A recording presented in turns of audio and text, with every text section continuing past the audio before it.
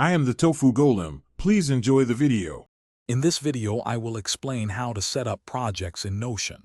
We'll begin by creating a dedicated project database, which serves as the central hub for all your initiatives. First, open Notion and add a new page, then choose a database type like a table or board. Naming it clearly, perhaps Project Tracker, helps maintain organization. This foundational step is crucial for establishing a robust system to manage all your work effectively and efficiently, ensuring everything has its proper place from the start. Next, let's define the essential properties for your project database. These properties are vital for organizing and tracking every aspect of your work. Include a status property to show progress, a due date for deadlines, and a person property to assign responsibilities.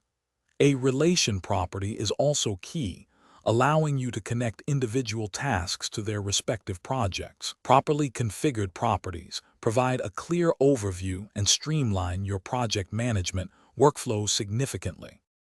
Now, let's customize your project views to gain different perspectives on your work.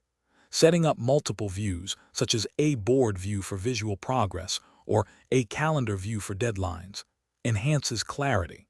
Filters are incredibly useful for focusing on specific projects, perhaps showing only those in progress or assigned to you.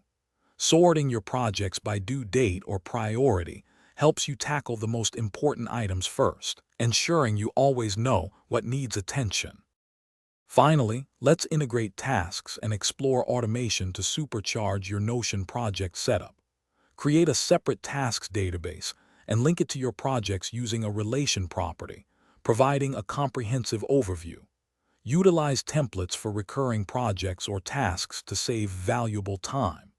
Explore Notion's automation features to handle repetitive actions, like changing a status when a due date passes. Regularly reviewing and refining your setup ensures it remains efficient and perfectly tailored to your evolving needs.